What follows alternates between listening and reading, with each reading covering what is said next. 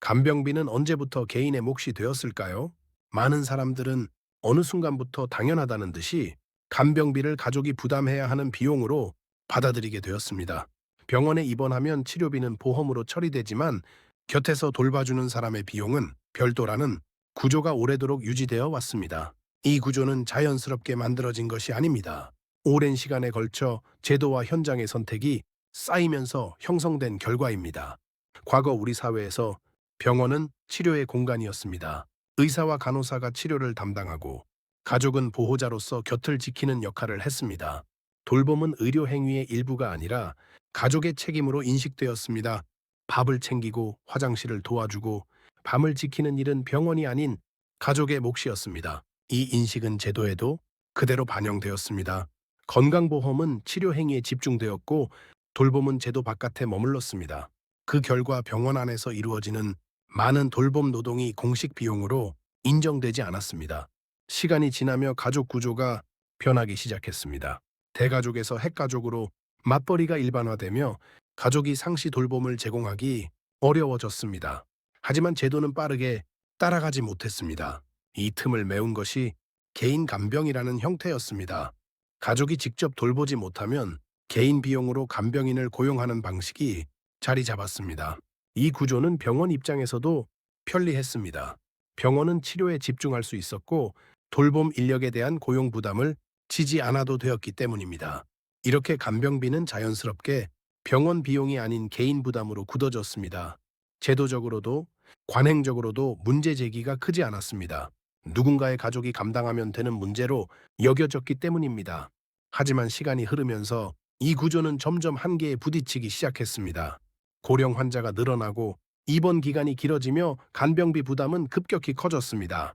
한 달 수백만 원의 간병비는 더 이상 일부 가정의 문제가 아니게 되었습니다. 특히 노후에 접어든 세대에게 이 부담은 치명적이었습니다. 평생 모아온 자산이 치료비가 아니라 간병비로 빠르게 소진되는 사례가 늘어났습니다. 이로 인해 가족 간 갈등, 간병 중단, 조기 퇴원 같은 문제도 함께 나타났습니다. 이 지점에서 질문이 생기기 시작했습니다. 왜 치료는 사회가 책임지는데 돌봄은 여전히 개인의 몫인가? 왜 병원 안에서 이루어지는 필수적인 돌봄이 제도 밖에 머물러 있는가? 이 질문은 단순한 비용 문제를 넘어 사회 구조의 문제로 이어졌습니다. 고령화 속도가 빨라질수록 개인 부담 구조는 지속 가능하지 않다는 인식이 확산되었습니다. 가족에게만 책임을 떠넘기는 방식으로는 더 이상 버틸 수 없다는 현실이 드러난 것입니다. 2026년을 전후로 변화가 논의되기 시작한 배경에는 이런 구조적 한계가 자리하고 있습니다. 국가는 뒤늦게나마 돌봄을 개인 문제가 아닌 사회적 문제로 바라보기 시작했습니다. 이 변화는 갑작스럽게 이루어진 것이 아닙니다. 이미 현장에서는 수년 전부터 신호가 나타나고 있었습니다. 간병 인력 부족, 높은 이직률, 외국인 인력 의존도 증가 같은 현상은 모두 기존 구조의 균열을 보여주는 징후였습니다. 한국인 요양보호사들이 현장을 떠난 이유도 이 구조와 무관하지 않습니다. 돌봄의 책임은 커졌지만 제도적 보호와 보상은 충분하지 않았습니다.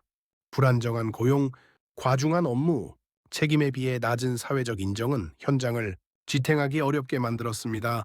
결국 돌봄은 개인에게도 종사자에게도 지속 불가능한 구조가 되어가고 있었습니다. 이 상태가 계속된다면 돌봄 공백은 더욱 커질 수밖에 없었습니다. 국가는 이 문제를 단순히 복지 차원의 문제가 아니라 사회 전체의 비용 구조 문제로 인식하기 시작했습니다. 개인이 감당하던 간병비는 결국 사회 전체의 부담으로 돌아온다는 계산이 작동한 것입니다. 가계 파탄, 노후 빈곤, 가족 해체는 장기적으로 더 큰 사회적 비용을 발생시킵니다. 그래서 방향이 바뀌기 시작했습니다. 돌봄을 제도 안으로 끌어들이고 국가가 일정 부분 개입하는 구조로 전환하려는 움직임이 나타났습니다. 이것이 2026년을 기준으로 이야기되는 변화의 핵심입니다. 중요한 점은 이 변화가 간병비를 전부 국가가 대신 부담하겠다는 의미는 아니라는 것입니다. 기존의 전부 개인 부담, 구조에서 벗어나 역할과 책임을 재배치하려는 시도에 가깝습니다. 어떤 부분은 제도화되고 어떤 부분은 조정되는 과정이 이어질 가능성이 큽니다. 이 과정에서 많은 사람들이 혼란을 느끼는 것도 자연스러운 일입니다.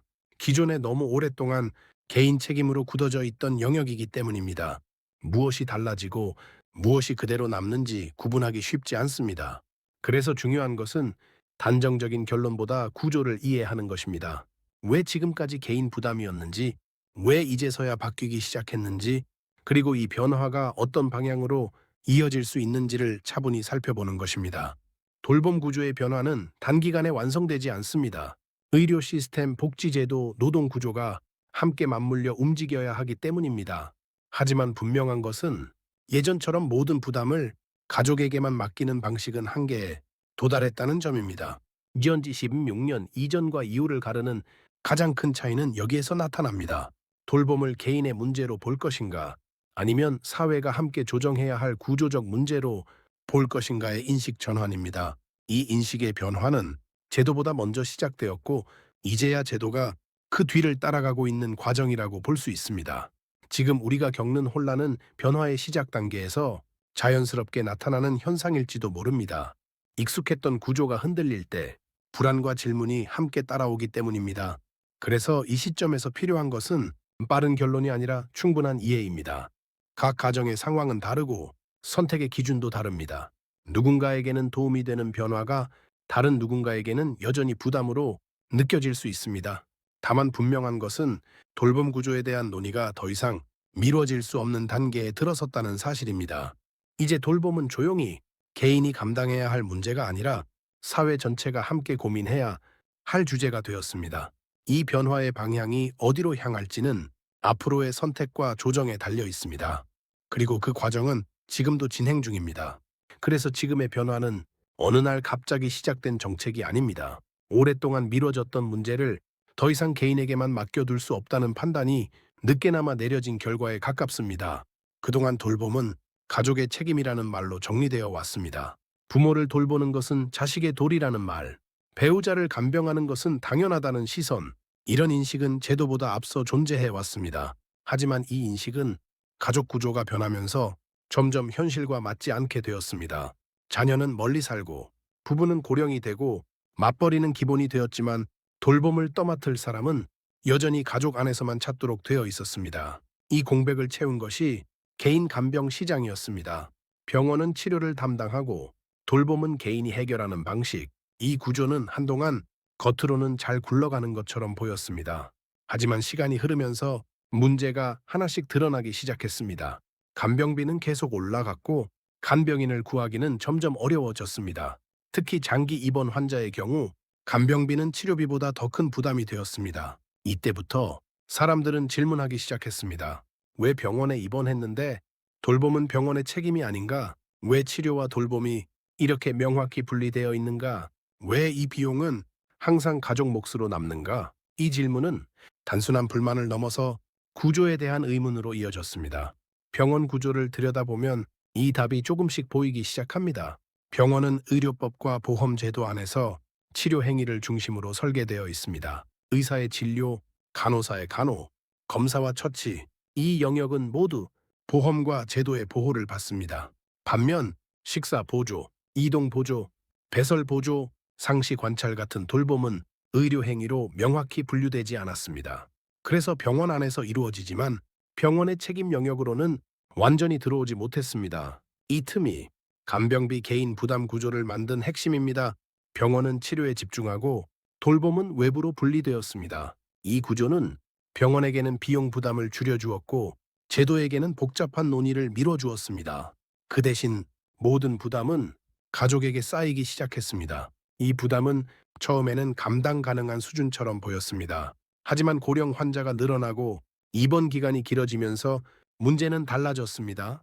한 달, 두 달, 세 달, 간병비는 가계의 여유를 빠르게 잠식했습니다.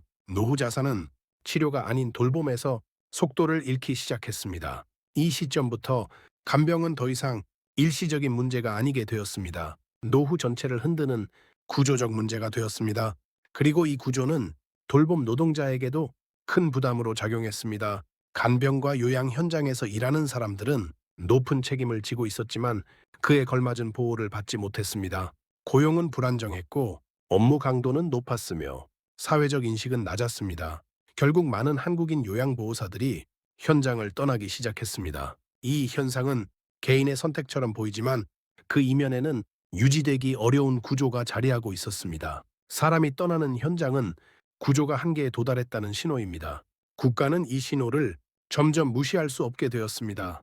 돌봄 인력 부족은 곧바로 서비스 질 저하로 이어지고 그 피해는 가족과 환자에게 돌아가기 때문입니다. 이 문제를 계속 개인에게 맡겨두면 언젠가는 제도가 감당해야 할 더 큰 비용으로 돌아온다는 계산이 뒤늦게 시작되었습니다. 그래서 국가의 시선은 조금씩 바뀌기 시작했습니다. 돌봄을 가족의 문제로만 볼 것인가? 아니면 사회가 함께 조정해야 할 공공의 문제로 볼 것인가? 2026년을 전후로 이야기되는 변화는 이 질문에 대한 첫 번째 답에 가깝습니다. 모든 부담을 대신하겠다는 선언이 아니라 이 구조를 더 이상 방치하지 않겠다는 신호입니다. 그리고 이 신호는 아직 진행 중입니다.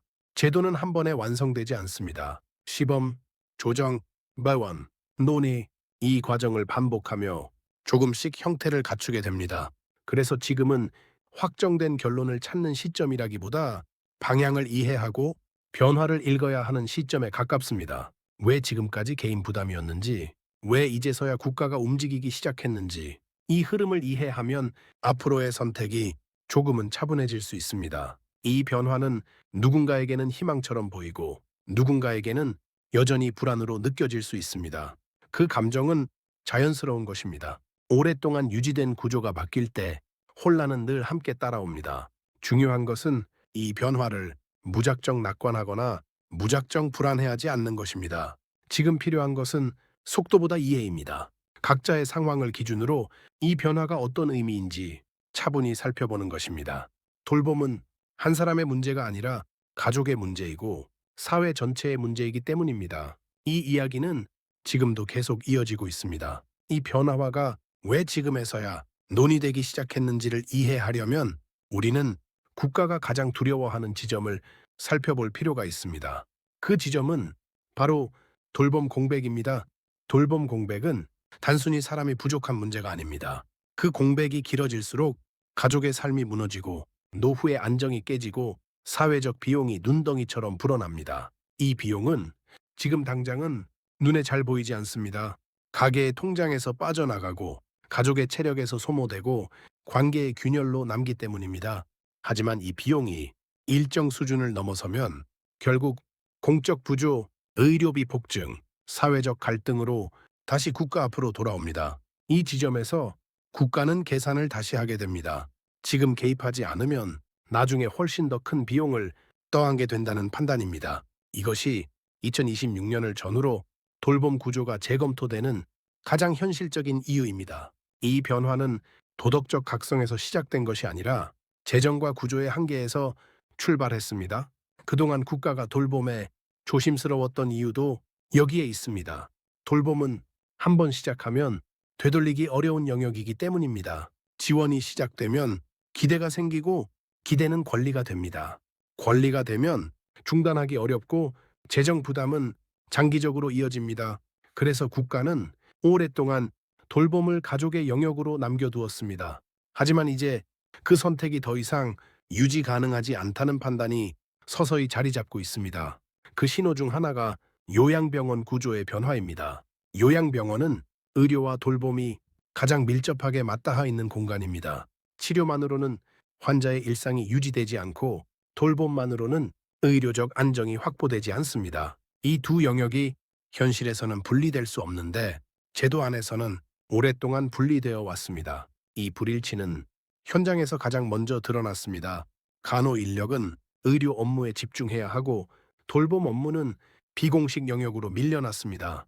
그 결과 누군가는 항상 그 빈자리를 메워야 했습니다.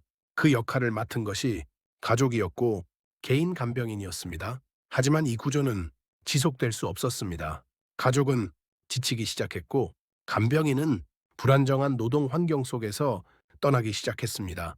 결국 현장은 사람이 부족해졌고 부족한 인력을 외부에서 채우는 방식으로 버티기 시작했습니다. 이 과정에서 한국인 요양보호사가 현장을 떠난 이유를 단순히 임금이나 조건 하나로 설명하기는 어렵습니다. 그보다 더 큰 이유는 미래가 보이지 않았기 때문입니다. 이 일을 계속해도 나아질 구조가 아니라는 판단, 아무리 노력해도 책임만 늘어날 뿐 보호는 따라오지 않는 현실. 이 인식이 사람들을 떠나게 만들었습니다. 국가는 이 흐름을 숫자로 확인하기 시작했습니다. 이직률, 인력 공백, 서비스 질 저하, 이 지표들은 모두 같은 방향을 가리키고 있었습니다. 지금의 구조로는 버틸 수 없다는 신호였습니다. 그래서 논의는 점점 구체화되기 시작했습니다. 돌봄을 의료와 완전히 분리할 것인가? 아니면 일부라도 제도 안으로 끌어들일 것인가? 이 선택은 결국 국가의 역할을 어디까지로 볼 것인가의 문제입니다. 모든 것을 책임질 수는 없지만 아무것도 책임지지 않는 상태도 더 이상 유지할 수 없습니다. 이 중간 지점을 찾는 과정이 지금 진행 중인 변화입니다. 그래서 2026년이라는 시점은 완성된 해답이라기보다 방향이 분명해지는 전환점에 가깝습니다. 이 시점 이후로 돌봄은 조금씩 공적 영역으로 이동하게 될 가능성이 큽니다. 속도는 느릴 수 있지만 방향은 이전과 다를 가능성이 높습니다. 이 변화는 모든 사람에게 같은 의미로 다가오지 않습니다. 누군가는 부담이 줄어드는 변화로 느낄 것이고 누군가는 기대와 불안을 함께 느낄 수도 있습니다. 그래서 이 시점에서 가장 중요한 것은 정답을 찾는 것이 아니라 구조를 이해하는 것입니다. 왜 이렇게 되었는지, 왜 지금 움직이는지, 왜 이전에는 움직이지 않았는지 이 질문에 대한 답을 차분히 정리해 두는 것이 앞으로의 선택을 조금 덜 흔들리게 만들어줍니다. 이 이야기는 아직 끝나지 않았습니다. 돌봄 구조는 지금도 변하고 있고 논의는 계속 이어지고 있습니다. 이 변화의 다음 단계는 가족에게 어떤 선택지를 남기게 될지 그리고 현장에서 일하는 사람들에게 어떤 조건을 요구하게 될지 그 이야기는 다음 흐름으로 자연스럽게 이어집니다. 이 지점에서 많은 사람들이 비슷한 질문을 던지기 시작합니다. 왜 이렇게 중요한 문제가 이제서야 논의되는가? 왜 더 일찍 손대지 않았는가? 그 답은 단순하지 않습니다. 돌봄은 의료처럼 숫자로만 판단할 수 있는 영역이 아니기 때문입니다. 의료는 치료 결과, 입원 일수, 비용 대비 효과를 비교할 수 있습니다. 하지만 돌봄은 사람의 일상, 감정, 관계, 삶의 질과 직결되어 있습니다. 이것을 제대로 묶는 순간 국가는 보이지 않는 책임까지 함께 떠안게 됩니다.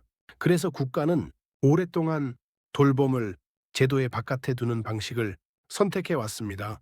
가족이 하면 사랑이고 전문 인력이 하면 비용이 되는 구조, 이 이중 기준이 오랜 시간 당연한 것처럼 유지되어 왔습니다. 그러나 이 구조는 사회가 늙어가면서 균열을 드러내기 시작했습니다. 부모를 돌볼 수 있는 자녀는 점점 줄어들고 맞벌이는 기본이 되었으며 혼자 사는 노인은 빠르게 늘어났습니다. 이 변화는 통계로는 오래전부터 나타나고 있었습니다. 하지만 실제 정책으로 움직이기까지는 시간이 필요했습니다. 왜냐하면 이 변화는 단순한 제도 조정이 아니라 국가와 개인의 경계를 다시 그리는 일이기 때문입니다. 돌봄을 어디까지 개인 책임으로 볼 것인가? 어디부터 공적 책임으로 볼 것인가? 이 질문에 대한 답은 정권마다, 재정 상황마다, 사회 분위기마다 달라질 수밖에 없습니다. 그래서 국가는 항상 가장 늦게 움직입니다. 문제가 분명해지고 더 이상 미룰 수 없을 때 비로소 방향을 잡습니다. 지금의 변화도 그 연장선에 있습니다. 특히 요양병원은 이 구조의 한계를 가장 적나라하게 보여주는 공간입니다. 요양병원에 입원한 순간 가족들은 안도감을 느낍니다. 이제 병원이 책임져 줄 것이라는 기대 때문입니다. 하지만 현실은 다릅니다. 의료는 병원이 맡고 돌봄은 여전히 가족의 몫으로 남아있는 경우가 많습니다. 이 간극에서 간병비가 발생하고 그 비용은 보험으로도 국가 지원으로도 완전히 덮이지 않습니다. 이 구조는 누구도 명확히 책임지지 않는 회색 지대를 만들어냈습니다. 병원은 의료만 담당한다고 말하고 국가는 제도 밖 영역이라고 말하며 가족은 선택권이 없다는 이유로 모든 부담을 떠안게 됩니다. 이것이 간병비가 개인 부담으로 굳어진 과정입니다. 이 구조가 오래 유지될 수 있었던 이유는 그동안 가족이 버텨왔기 때문입니다. 버틴다는 것은 곧 희생한다는 뜻이기도 합니다. 하지만 희생은 무한하지 않습니다. 어느 순간 더 이상 감당할 수 없는 지점에 도달합니다. 지금 사회가 그 지점에 가까워지고 있다는 신호가 여러 방향에서 동시에 나타나고 있습니다. 간병으로 인한 경제활동 중단, 중장년층의 조기 은퇴, 가족 간 갈등, 돌봄 스트레스로 인한 건강 악화, 이 모든 것이 개인의 문제가 아니라 사회 전체의 비용으로 전환되고 있습니다. 국가는 이 흐름을 그대로 둘 수 없다는 판단을 내리기 시작했습니다. 그래서 완전한 책임이 아니라 부분적인 개입이라는 방식을 선택했습니다. 이것이 2026년 전후로 나타나는 변화의 핵심입니다. 모든 간병비를 국가가 부담하겠다는 선언은 아닙니다. 하지만 지금까지 아무 책임도 지지 않던 구조에서 일부라도 공적 영역으로 끌어오겠다는 신호입니다. 이 변화는 작아 보일 수 있습니다. 하지만 구조적으로는 아주 큰 방향 전환입니다. 왜냐하면 한 번 개입이 시작되면 그 범위는 조금씩 확장되는 경향이 있기 때문입니다. 처음에는 시범 사업, 그 다음에는 특정 대상, 이후에는 조건부 확대. 이 과정은 이미 다른 복지 영역에서 여러 번 반복되었습니다. 그래서 지금은 속도보다 방향을 보는 것이 더 중요합니다. 이 방향이 어디를 향하고 있는지, 그리고 그 방향 속에서 개인은 어떤 준비를 해야 하는지, 이 질문을 지금 던져보는 것이 늦지 않았다는 점이 이번 변화의 가장 중요한 의미일지도 모릅니다. 이 이야기는 아직 중간 지점에 있습니다. 다음 흐름에서는 이 변화가 가족의 선택을 어떻게 바꾸게 될지, 그리고 돌봄을 둘러싼 판단 기준이 어떻게 달라질지 조금 더 구체적으로 이어집니다. 이 변화가 가족의 선택을 어떻게 바꾸게 되는지에 대해 조금 더 가까이 들어가 보겠습니다. 그동안 가족의 선택은 사실 선택이 아니었습니다. 선택지가 존재하지 않았기 때문입니다. 돌봄이 필요해지는 순간 가족은 세 가지 중 하나를 고를 수밖에 없었습니다. 직접 돌본다, 외부 간병인을 고용한다, 요양시설로 보낸다. 이 세 가지는 겉으로 보기에는 선택처럼 보이지만 실제로는 모두 부담을 전제로 한 결정이었습니다.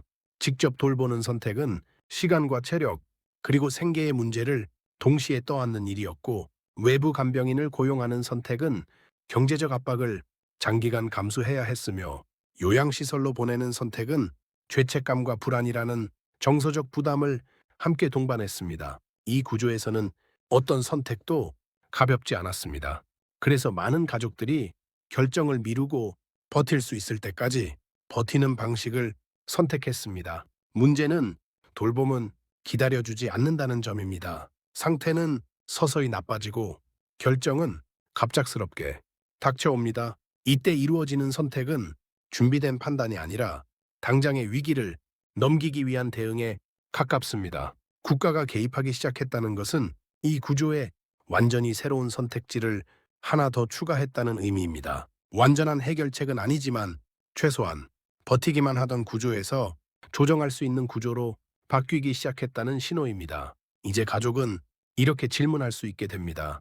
지금 상태에서 우리가 감당할 수 있는 범위는 어디까지인가? 시간을 더 쓸 것인가? 비용을 더 쓸 것인가? 공적 지원을 어디까지 활용할 수 있는가? 이 질문이 가능해졌다는 것만으로도 돌봄의 성격은 크게 달라집니다. 돌봄이 운명처럼 주어지는 일이 아니라 관리와 판단의 영역으로 이동하기 시작한 것입니다. 이 변화는 가족 관계에도 영향을 줍니다. 그동안 돌봄은 한 사람에게 집중되는 경우가 많았습니다. 보통은 가장 가까이 사는 사람, 혹은 직장을 그만둘 수 있는 사람, 혹은 가족 중 가장 약한 위치에 있는 사람, 이 집중 구조는 갈등을 낳았습니다. 왜 나만 해야 하느냐는 질문이 쌓이고 말하지 못한 감정이 관계를 서서히 잠식했습니다. 공적 개입은 이 부담을 완전히 없애지는 못하지만 분산시킬 수 있는 여지를 만듭니다. 시간의 일부를 제도가 대신 맡고 비용의 일부를 공적 영역이 나누는 순간 가족 내부의 역할도 조금씩 재정이 됩니다. 돌봄은 누군가의 희생이 아니라 함께 조정해야 할 공동 과제가 됩니다. 이 변화는 천천히 진행될 것입니다. 한 번에 바뀌지는 않습니다. 그래서 더 중요합니다. 빠른 결론보다 지속적인 점검이 이 시점에서 필요합니다. 많은 사람들이 정책이 발표되면 곧바로 정답을 찾으려 합니다. 이제 뭘 해야 하느냐? 지금 바꿔야 하느냐? 기다려야 하느냐? 하지만 돌봄 정책은 즉각적인 행동보다 이해를 먼저 요구합니다. 이해 없이 움직이면 오히려 혼란이 커질 수 있습니다.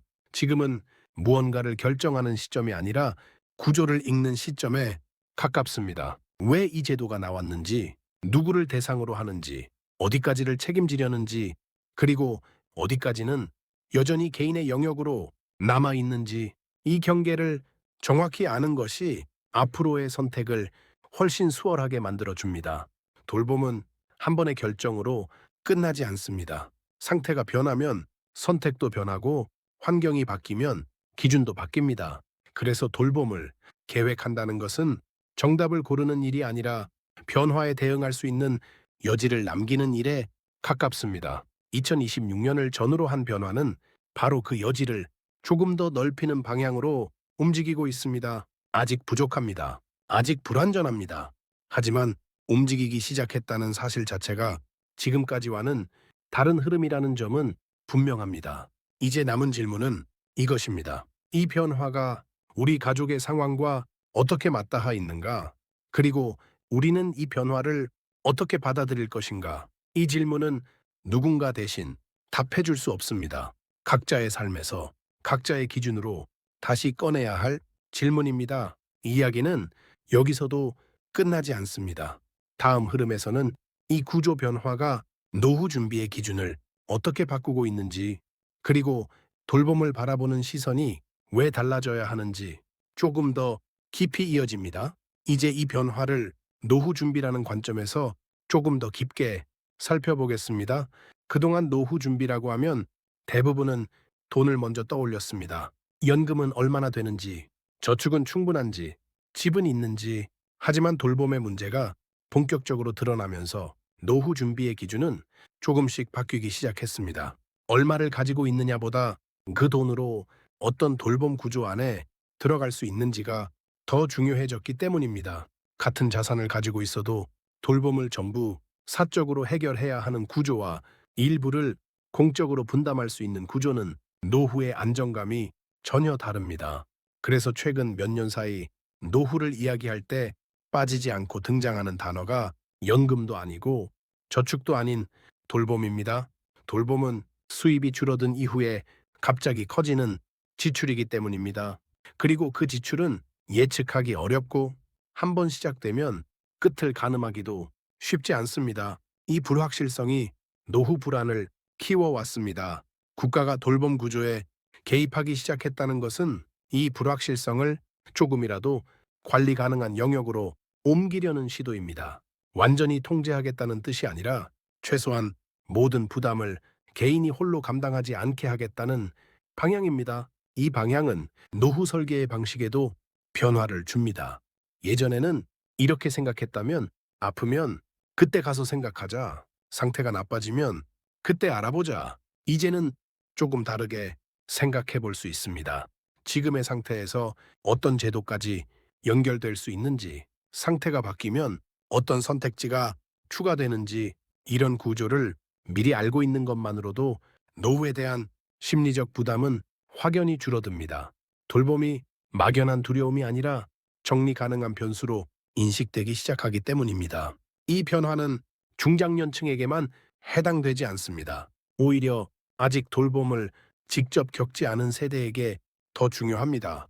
부모 세대의 돌봄을 지켜보는 경험은 자신의 노후를 다시 설계하게 만듭니다. 어떻게 대비하지 않으면 어떤 상황이 벌어지는지, 반대로 조금만 준비해두면 어떤 차이가 생기는지 현실적인 사례로 체감하게 되기 때문입니다.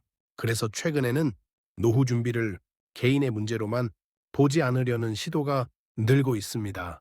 가족 단위로, 세대 단위로 돌봄을 어떻게 나눌 것인지, 어디까지를 제도와 연결할 것인지 이 논의가 조금씩 시작되고 있습니다.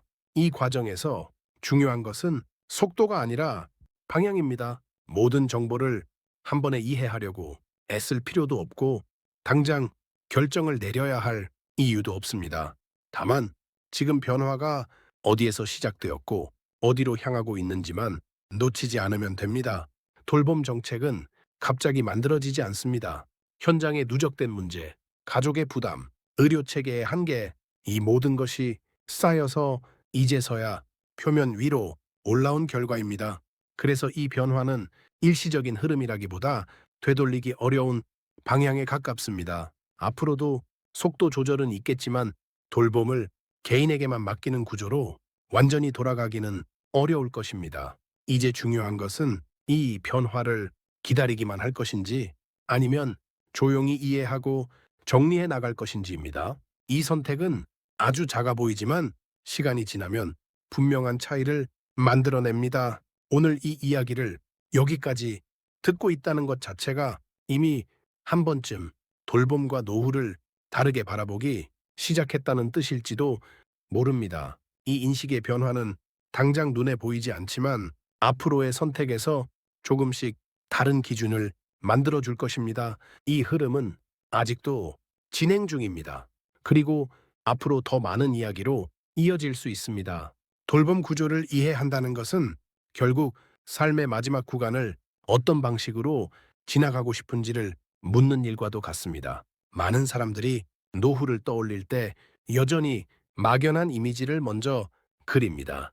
조용한 생활, 큰 병 없이 지내는 일상, 자식에게 부담을 주지 않는 삶.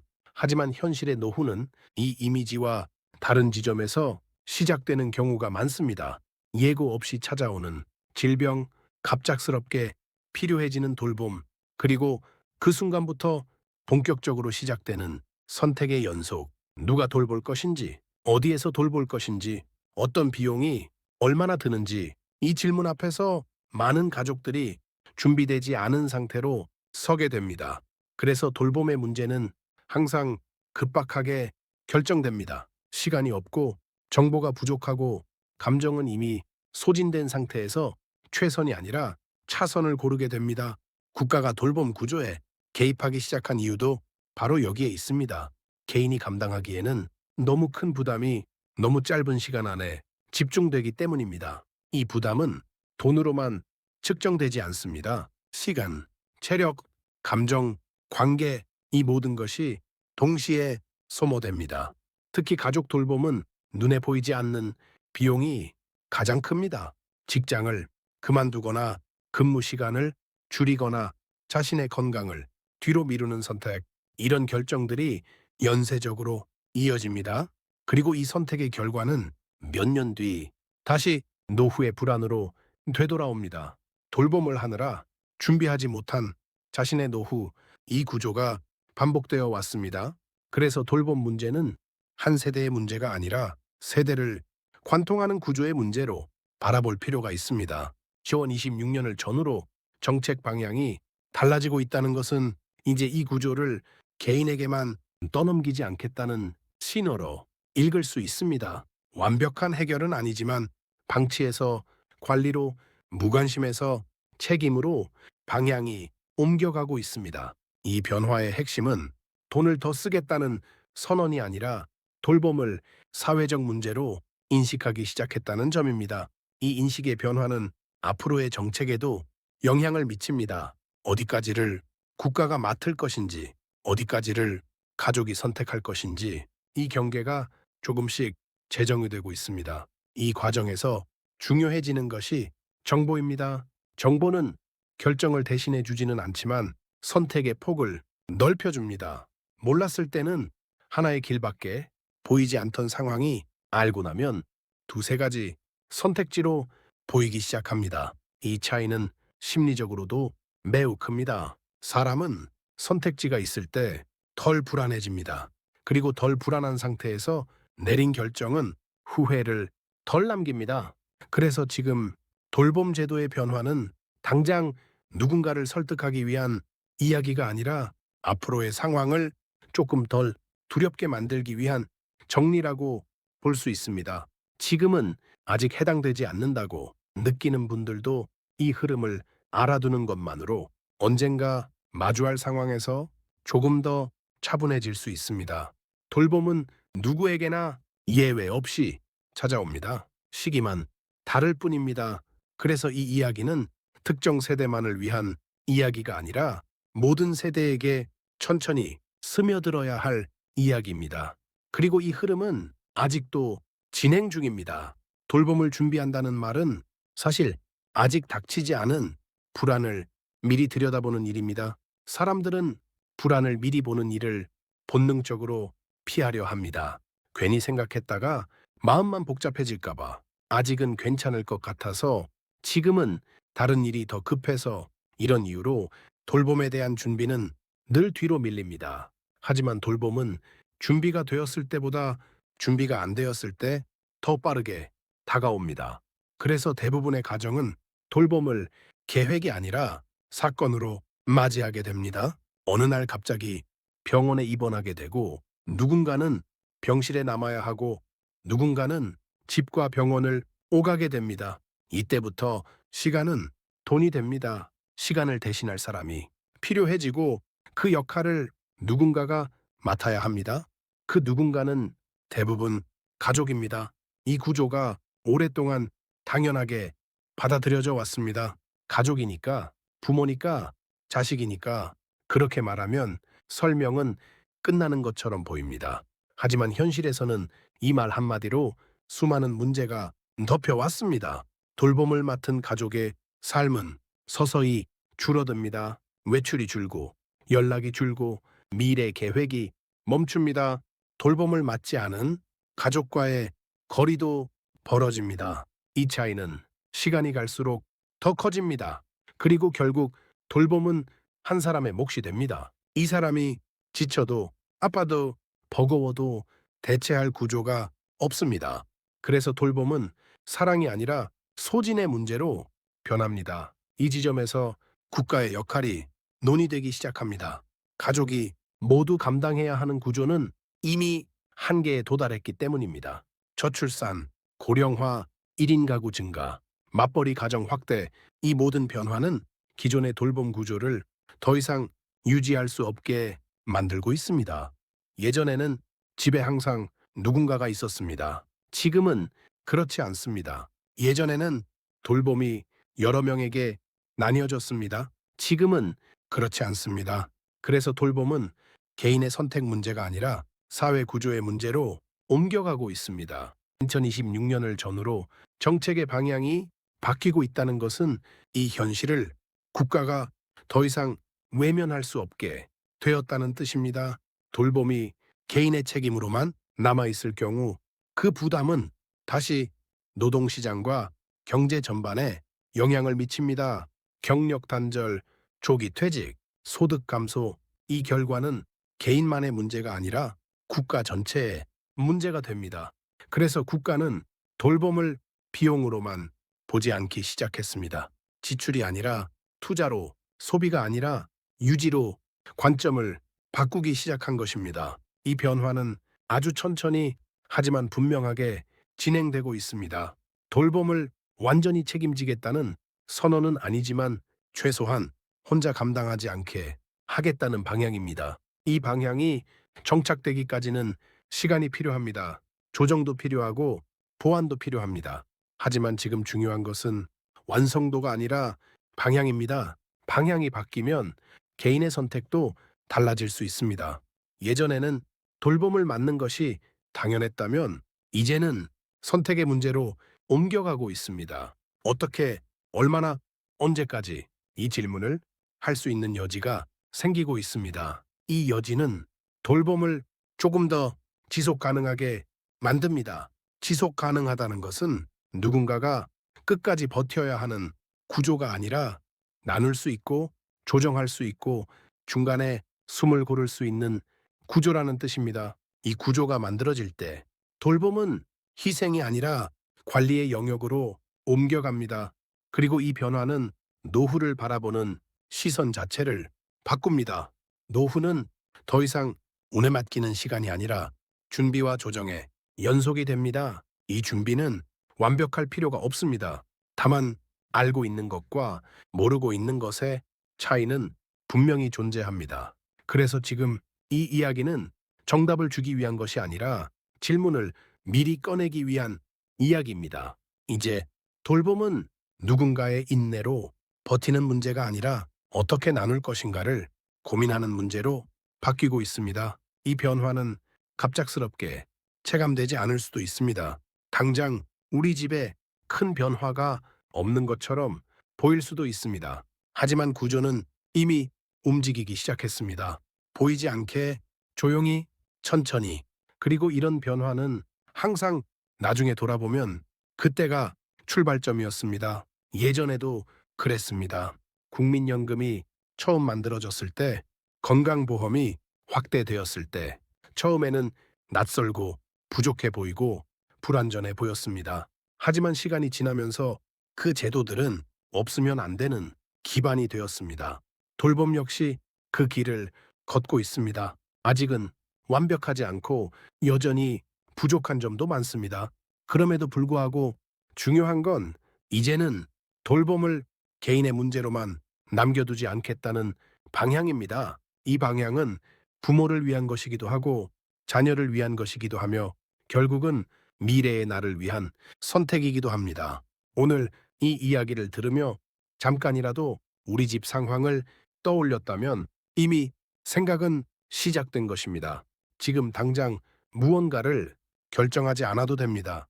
당장 바꾸지 않아도 됩니다. 다만 이 구조가 왜 이렇게 만들어졌는지, 왜 지금 이야기되고 있는지 그 배경을 이해하는 것만으로도 앞으로의 선택은 조금 달라질 수 있습니다. 돌봄은 갑자기 시작되지 않습니다. 어느 날 한 번에 끝나지도 않습니다. 그래서 더더욱 미리 알아두는 것이 의미가 있습니다. 이 영상은 어떤 선택이 정답이라고 말하기 위한 이야기가 아닙니다. 다만 왜 지금까지 이렇게 흘러왔는지, 그리고 왜 이제 바뀌기 시작했는지를 차분히 정리해 드리고 싶었습니다. 각 가정의 상황은 모두 다르고 정답 역시 하나일 수 없습니다. 하지만 모르고 지나가는 것과 알고 고민하는 것의 차이는 시간이 갈수록 분명해집니다. 이제 돌봄은 누군가의 희생이 아니라 사회가 함께 감당해야 할 과제로 이동하고 있습니다. 그 변화의 한가운데에 지금 우리가 서 있습니다. 본 영상은 요양병원 현장 경험과 현재 공개된 정책 방향을 바탕으로 정보를 정리한 콘텐츠입니다. 특정 직업 선택이나 제도 이용을 권유하기 위한 목적이 아니며 개인 상황과 조건에 따라 적용 여부와 내용은 달라질 수 있습니다. 중요한 결정은 반드시 본인의 상황에 맞게 추가 확인과 상담을 통해 신중히 판단하시기 바랍니다. 오늘 이야기가 조금이라도 도움이 되셨다면 구독과 좋아요로 함께 해주세요. 앞으로도 자극적인 정보가 아니라 실제로 삶에 도움이 되는 노후와 돌봄 이야기로 계속 찾아뵙겠습니다. 댓글로 여러분의 생각이나 경험을 남겨주셔도 좋습니다. 같은 고민을 하는 누군가에게 조용한 도움이 될 수 있습니다. 시청해 주셔서 감사합니다.